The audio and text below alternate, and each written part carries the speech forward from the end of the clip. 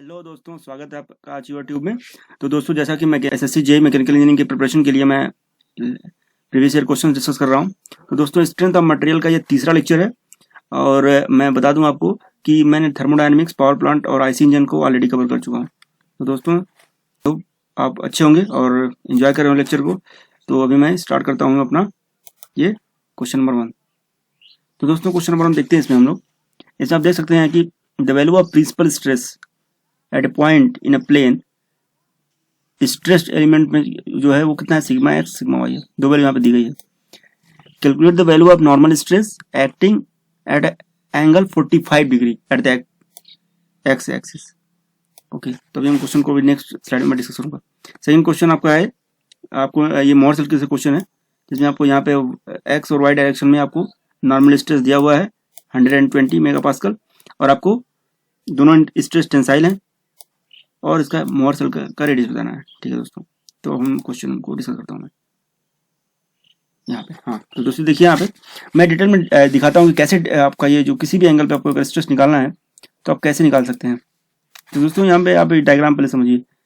इस डायग्राम में मैंने एक 2D बार लिया हुआ है। इस डायग्राम में देख सकते हैं आप, यहाँ पे सिग्मा एक्स जो है वो एक्स एक्सिस का स्ट्रेस है, वो दोनों इक्वली होगा बोथ डायरेक्शन में। और यहाँ पे सिग्मा वाई है, वाई एक्सिस का स्ट्रेस। और दोस्तों, यहाँ पे टाउ एक्स वाई मीन्स यहाँ पे टेंसाइल सिग्मा है और टाउ क्या है, शेयर स्ट्रेस है। दोनों ही स्ट्रेस एक्ट कर रहे हैं। और थीटा जो एंगल यहाँ पे दिख रहा है आपको दोस्तों, थीटा एंगल यहाँ पे ये एक्स एक्सिस होती है, ये एक्स एक्सिस है, ये वाई एक्सिस है। तो ये जो थीटा एंगल बन रहा है वो आपका किससे बन रहा है, ये थीटा, जैसा कि यहाँ दिखाया गया थीटा, ये भी बन रहा है आपका एक्स एक्सिस से।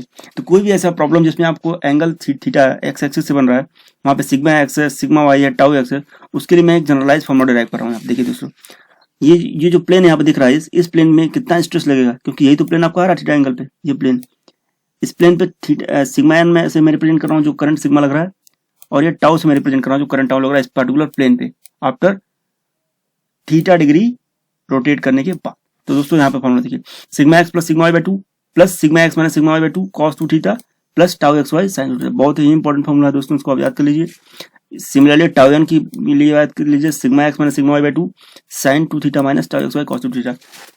तो दोस्तों, ये तो आपका जनरलाइज फॉर्मूला हो गया। जब आपका कंबाइंड स्ट्रेस लग रहा है, वहां पे शेयर भी है, टेंसाइल भी है, और आपका दोनों ही डायरेक्शन में लग रहा है, एक्स और वाई डायरेक्शन में आपका टेंसाइल है। ठीक है, तो दोस्तों अब मैं एक स्पेशल केस दिखा रहा हूँ कि आप इस जनरलाइज फॉर्मूला से कैसे स्पेशल केस में इसको कन्वर्ट कर सकते हैं। यहाँ मैंने एक 1D केस लिया हुआ दोस्तों, ये देख सकते हैं, ये बार है। इस बार का लेंथ मैंने कंपेयर टू विड्थ मैंने ज्यादा लिया हुआ है, और यहाँ पे एक sigma x only 1D stress ही एक्ट कर रहा है, सिग्मा वाई 0 है और टाउ एक्स वाई भी कोई भी शेयर स्ट्रेस नहीं है। तो इस कंडीशन में देख सकते हैं दोस्तों, इसी फॉर्मूले में ये जो फॉर्मूला है मैं इसमें पुट करूंगा। तो फर्स्ट में अगर मैं पुट करूंगा सिग्मा वाई 0 और टाउ एक्स वाई 0, तो आपको कुछ ऐसा ये डिराइव हो जाएगा इसके लिए। सिमिलरली आप टाउ में पुट करेंगे सिग्मा वाई 0 और टाउ एक्स वाई, तो आपको ऐसा आ जाएगा। तो दोस्तों, अगर आपको ये दोनों फॉर्मूले याद हैं, आपको याद है कि कौन से डायरेक्शन से एंगल आपने लिया गया है, तो आप कोई भी किसी भी कंडीशंस के लिए फॉर्मूला डिराइव कर सकते हैं। जैसे आपको अगर यूनिएक्सियल स्ट्रेस है, बाईएक्सियल स्ट्रेस है, बाईएक्सियल स्ट्रेस विद शेयर स्ट्रेस है तभी निकाल सकते हैं, ओनली शेयर स्ट्रेस तभी निकाल सकते हैं। तो आपके लिए जनरलाइज फॉर्मूला है। तो आई होप आपको समझ में आ जाएगा। ठीक है दोस्तों, अभी हम लोग क्वेश्चन देखते हैं। यहाँ पे मैं एक और भी दिखा रहा हूँ, एक स्पेशल केस होता है। सपोज दोस्तों, यहाँ पे प्योर शेयर एक्ट कर रहा है किसी बॉडी पे, कोई भी एक्सियल कोई भी टेंसाइल स्ट्रेस नहीं है, तो अगर उस बॉडी को 45 डिग्री रोटेट करूंगा मैं, तो उस कंडीशन में जो शेयर करेगा वो टेंसाइल के इक्वल हो जाएगा, और उसका जो डायरेक्शन होगा वो डिपेंड करेगा। जो यहाँ पे डायरेक्शन वन डायरेक्शन में आ रहा है वो टेंसाइल एक्ट करेंगे, और जहाँ पे ये दोनों अपोजिट जा रहे हैं वहाँ पे वो कंप्रेसिव एक्ट करेंगे। तो ये भी एक इंपॉर्टेंट फॉर्मूला है। आप इसको बहुत बार एग्जाम में गेट में पूछा गया है, एसएससी में पूछा गया, तो ये आपको ध्यान रख सकते हैं कि कौन से 45 डिग्री पे कौन सा सारे शेयर टेंसाइल में कन्वर्ट हो जाएंगे, और टेंसाइल का डायरेक्शन कैसा होगा, कंप्रेसिव कौन सा हो जाएगा और कौन सा टेंसाइल होगा, वो डिपेंड करेगा कि डायरेक्शन कैसा लगाया गया। दोस्तों, क्वेश्चन में क्या पूछा गया था, क्वेश्चन को आपको आइडिया, क्वेश्चन जो नंबर 1 था उसमें सिग्मा एक्स और सिग्मा वाई दिया हुआ था, और आपको एक्स एक्सिस से 45 डिग्री एंगल पे आपको सिग्मा एन निकालना था। तो दोस्तों, मैं उसी फॉर्मूले में पुट करता हूँ। अगर 45 डिग्री आप रखूंगा कॉस 2 थीटा, तो ये क्या हो जाएगा, ये हो जाएगा आपका कॉस 90, जो कि हो जाएगा 0। उसमें शेयर स्ट्रेस दिया ही नहीं, तो ये भी 0 हो जाएगा। तो आपका यही केवल बचेगा sigma X plus sigma Y by 2, जिसको मैंने पुट किया तो 500 इसका आंसर हो जाएगा। आई होप आपको समझ आएगा। क्वेश्चन दूसरा नंबर क्वेश्चन दोस्तों प्रिंसिपल स्ट्रेस का है, उसको मैं भी डिटेल में बाद में बताता हूँ क्या होता है मोर सर्किल और उसका रेडियस क्या होता है। दोस्तों हम लोग चलेंगे क्वेश्चन नंबर 3 पे इसके बाद। Determine the change in volume of A block of length 15 centimetre with 10 centimetre and height 8 centimetre undergo the volumetric strain. दोस्तों ये क्वेश्चन बहुत इजी है, लेकिन यहाँ पे कंफ्यूजन ना हो इसलिए मैंने इसको लिया हुआ है। सेकंड क्वेश्चन दोस्तों ये प्योर बेंडिंग का क्वेश्चन है। मैंने लास्ट लेक्चर में bending stress shear stress diagram कैसे ड्रॉ करना है उसको डिटेल में डिस्कस किया है, बट ये प्योर बेंडिंग का केस यहाँ पे नहीं डिस्कस किया था, इसलिए इस क्वेश्चन को मैंने लिया है। तो दोस्तों मैं इसको डिस्कस करता हूँ आपका नेक्स्ट स्लाइड में। ठीक है दोस्तों, फर्स्ट क्वेश्चन में जो आपका है change in volume. Change in volume क्या होगा आपका, इस टाइप का लिख दीजिए। चेंज इन वॉल्यूम आपको वॉल्यूमेट्रिक स्ट्रेन हो जाएगा। ये आपको दिया हुआ है 1/2500। यहाँ पे डेल्टा वी आपको निकालना है। वी की वैल्यू निकाल सकते हैं कि बार का डायमेंशन दिया होगा, पुट करने से आपको आंसर आ जाएगा। ये बहुत इजी क्वेश्चन था, कंफ्यूज नहीं होना। सेकंड क्वेश्चन दोस्तों देखिए, यहाँ पे ये ऐसा डायग्राम दिया हुआ है। आपको ये बताना है कि कौन से सेक्शन में इसमें ए बी बी सी और सी डी कौन से सेक्शन में आपको प्योर बेंडिंग एक्ट करेगा। तो दोस्तों पहले इसमें हम लोगों को एसएफडी और बीएमडी ड्रॉ करना होगा।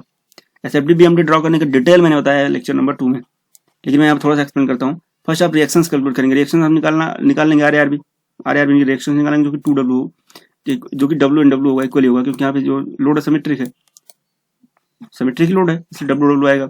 यहाँ पे W ऐड करेगा एबव, तो यहाँ पे प्लस हो जाएगा, देन W आएगा तो फिर ये 0 कर देगा, फिर 0 0 0 0 अगेन यहाँ W आ गया तो ये नेगेटिव नीचे जाएगा और यहाँ पे तो ये नेगेटिव हो जाएगा। तो उसमें देख सकते हैं बीसी सेक्शन जो है दोस्तों, यहाँ पे कोई भी शियर फोर्स एक्ट नहीं कर रहा है, यहाँ पे शियर फोर्स 0 है। उसके लिए क्या हो जाएगा, इसी के कंडीशन को बोलते हैं प्योर बेंडिंग। यहाँ पे कोई शियर फोर्स है ही नहीं बीसी पोर्शन में, और यहाँ पे मोमेंट क्या है, कांस्टेंट है। तो प्योर बेंडिंग केस में क्या होना चाहिए, शियर फोर्स 0 होना चाहिए, और जो बेंडिंग मोमेंट है कांस्टेंट होता है, उसी को बोलते हैं प्योर बेंडिंग। आई होप आपको समझ में आ गया होगा। तो इसलिए आपका बीसी पोर्शन इसका करेक्ट आंसर हो गया। तो अब आप अपना देख सकते हैं उसके अकॉर्डिंग। दोस्तों अब आप क्वेश्चन नंबर 5 देखते हैं। प्रिंसिपल प्लेन क्या होता है और यहाँ पे फेलियर थ्योरीज के बारे में बात की गई। ठीक है, मैं भी आपको बताऊंगा इसको डिटेल में। मैं थ्योरी ऑफ फेलियर के बारे में पीरियड में डिस्कस करता हूँ। दोस्तों ये समझते हैं कि कॉन्सेप्ट आया कहाँ से।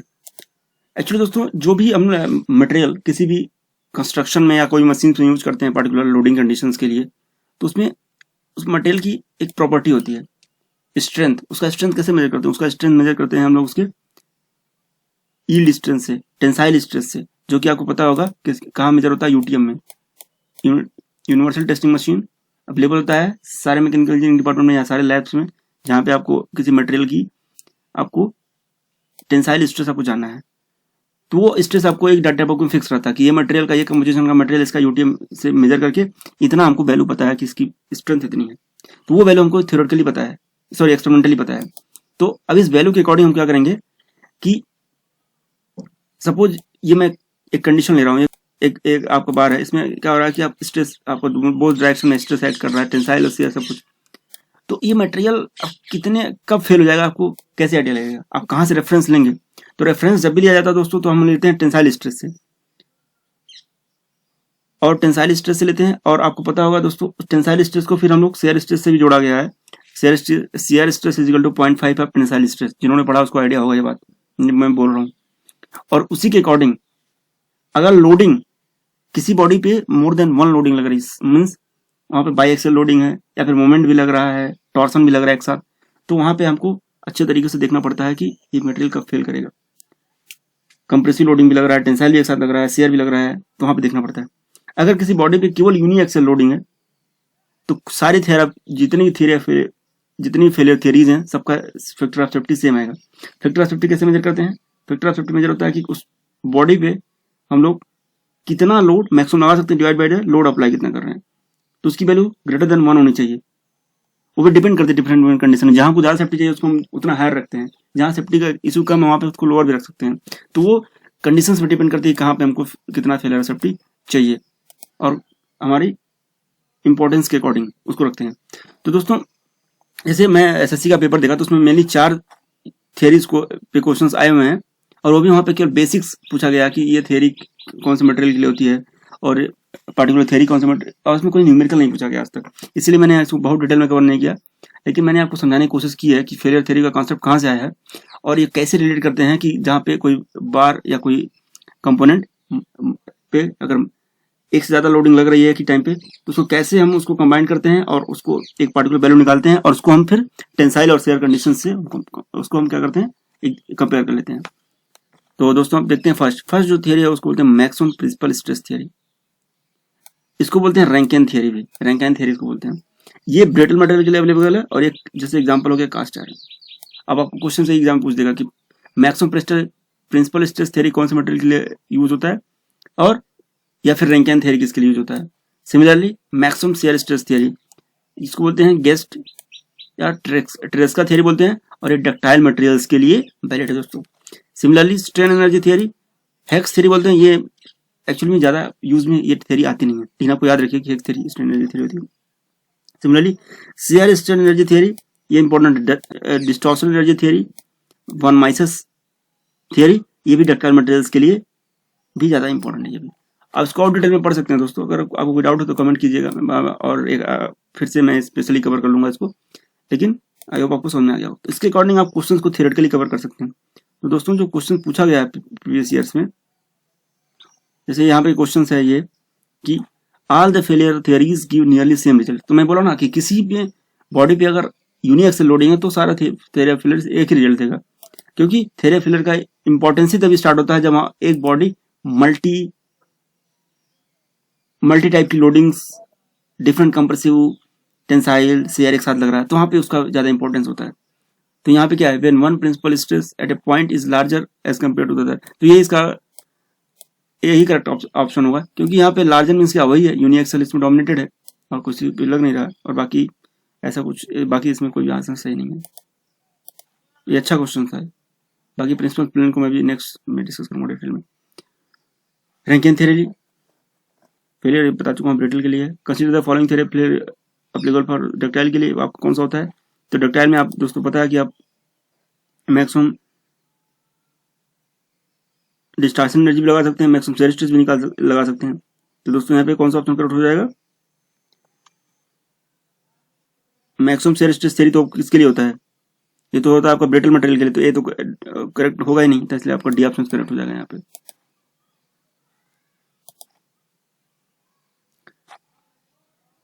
Which of the following is true factors of safety, वही तो मैं बोला था मैं कि आपको फैक्टर ऑफ सेफ्टी में क्या होता है, tensile stress divided by permissible stress.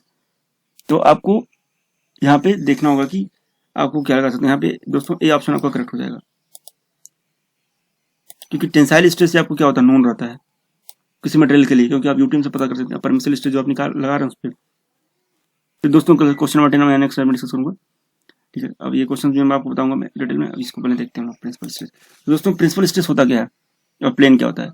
ठीक है दोस्तों, जब हम किसी बॉडी पे, कोई बॉडी है सपोज मेरी, जैसा कि मैं बता रहा था, वहाँ पे ये सारी लोडिंग लगी हुई है, एक्स एक्सिस वाई एक्सिस में, यहाँ पे शेयर भी लग रहा है, सब कुछ लग रहा है। तो उस कंडीशन में दोस्तों यहाँ पे अगर थीटा डिग्री पे ये प्लेन लिया जा रहा है, तो वहां पे वो प्लेन पे, कब वो प्लेन कहा जाएगा प्रिंसिपल प्लेन, जब वहां पे शेयर स्ट्रेस 0 होगा उस प्लेन पे। और ऐसे प्लेन म्यूचुअली परपेंडिकुलर प्लेन होते हैं जहां पे शेयर स्ट्रेस 0 होता है, और 2D के लिए 2 प्लेन होंगे, 3D में 3 प्लेन होंगे। तो इसको आप याद रखना होगा। इसमें आपको 2 फॉर्मूले सबसे इंपॉर्टेंट है। ये होता है आपका मैक्सिमम प्रिंसिपल स्ट्रेस, जो कि sigma X plus sigma by 2 plus into root of sigma X minus sigma by 2 का होल स्क्वायर प्लस टाउ, और यहाँ पे माइनस लग जाता है तो आपका मिनिमम प्रिंसिपल स्ट्रेस हो जाता है। मैक्सिमम शेयर स्ट्रेस की वैल्यू होती है सिग्मा 1 माइनस सिग्मा 2 बाय 2, जो कि होती है, और इसी को रेडियस ऑफ मोहर सर्कल भी बोलते हैं, जो कि मैं आपको पहले स्लाइड में क्वेश्चन आया था। तो आप दोस्तों यहाँ पे सीधा पुट करके क्वेश्चन को निकाल सकते हैं। मैंने यहाँ पे पुट किया है तो उसके आंसर 40 आया है।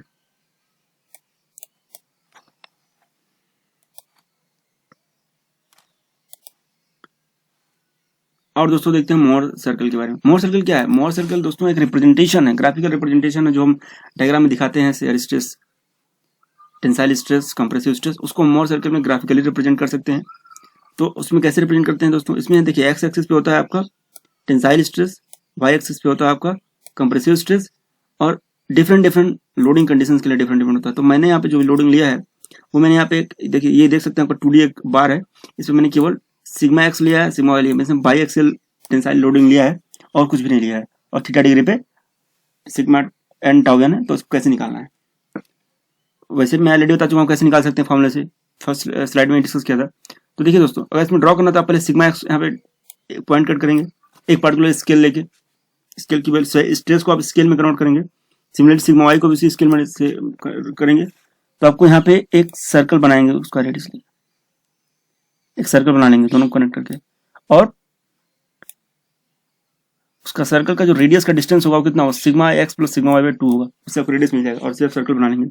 अब पी जो पॉइंट होगा, ये थीटा जो है यहाँ पे, जो थीटा हम लोग यहाँ पे ले रहे हैं एक्स एक्सिस से, वो थीटा यहाँ पे 2 थीटा के बराबर होगा, 2 थीटा एंगल लेंगे हम यहाँ से। और पी जो होगा, पी क्या होगा, पी जो रिप्रेजेंट करेगा state of plane Z P. ये जेड बी प्लेन है यहाँ पे, इस पे कैसे स्ट्रेस एक्ट कर रहा है, थीटा के साथ कैसे स्ट्रेस, इस पे स्ट्रेस वेरी कर रहा है, वो हम यहाँ पे प्लेन पे इस सर्कल पे देख सकते हैं। जैसे थीटा यहाँ पे बढ़ेगा वैसे थीटा यहाँ पे बढ़ेगा, ये जेड पी ऐसे हम रोटेट करेंगे यहाँ पे, इसका लोकस सर्कल कह रहा हूँ। तो सारा पॉइंट स्ट्रेस हम निकाल सकते हैं, उस फॉर्मूले से भी निकाल सकते हैं और यहाँ पे सर्कल से भी निकाल सकते हैं, मोर सर्कल की तरफ निकाल सकते हैं। तो आई होप आप दोस्तों आपको समझ आया होगा। यहाँ पे मोर सर्कल का मैं कुछ स्पेशल केस लिया हूँ। सपोज दोस्तों यहाँ पे एक्सेल लोडिंग है, केवल यूनि एक्सेल लोडिंग है, उस कंडीशन में आपका ये हो जाएगा सिग्मा वाई आपका 0 हो जाएगा, सिग्मा एक्स, तो मोर सर्कल कुछ ऐसा दिखेगा। अगर आपको टॉर्सन कंडीशन है, जो कि मैं नेक्स्ट लेक्चर में टॉर्सन को डिटेल में डिस्कस करूंगा, यहाँ पे केवल प्योर शेयर कंडीशन होता है, कुछ ऐसा होता है केवल शेयर स्ट्रेस रिएक्ट करता है, उसका उस कंडीशन में सिग्मा एक्स और सिग्मा 0 हो जाएगा, तो आपका टॉर्सन नॉन जीरो होगा, तो आप यहाँ पे सर्कल में दिखा सकते हैं उसको ऐसे, तो आपका प्योर सर्कल कंडीशन में होगा। फिर दोस्तों कभी कभी क्या होता है, कोई बार होता है जिसमें आपको बेंडिंग स्ट्रेस भी लगता है और शेयर स्ट्रेस भी लगता है, तो उस कंडीशन में बेंडिंग का तो मोमेंट m होता है, टॉर्सन का मोमेंट t होता है। तो अगर आपको t इक्विवेलेंट पूछा गया तो उसका फॉर्मूला होता है √m² प्लस t², और आपसे बेंडिंग का इक्विवेलेंट पूछा जाएगा तो half of m into m plus √m² plus t², इससे निकाल सकते हैं। ऐसा मैंने एक क्वेश्चन लिया हुआ है, उससे आप सॉल्व कीजिएगा। तो इस लेक्चर से मैंने थ्योरी तो आपको पूरी कवर की है, बट कुछ कुछ न्यूमेरिकल मैंने यहाँ पे सॉल्व नहीं कराया है, तो अब वो आपके लिए होमवर्क है। जैसा कि मैं बता रहा हूँ, ये वाला प्रॉब्लम मैंने सॉल्व कराया है, ये वाला प्रॉब्लम आपको उस वाले फॉर्मूले से निकाल लेना है,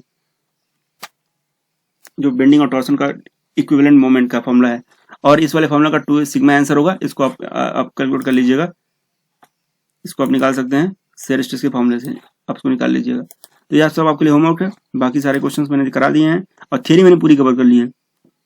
मोर सर्किल का मैंने अभी सॉल्व कराया है, वो तो आपको पता ही हो जाएगा, इसका आंसर आ चुका पहले ही, और बाकी सब हो चुका है। तो दोस्तों इसी के साथ आपसे मैं रिक्वेस्ट करता हूँ कि प्लीज़ लाइक शेयर और सब्सक्राइब माय वीडियोस, और आप सारे लेक्चर्स को रिवाइज करते रहिए। अभी एग्जाम में काफ़ी टाइम है, तब तक आप अच्छे से रिवाइज कर लेंगे तो आपको कोई दिक्कत नहीं होगी। और थैंक यू सो मच, और इसी के साथ मैं लेक्चर करूँगा।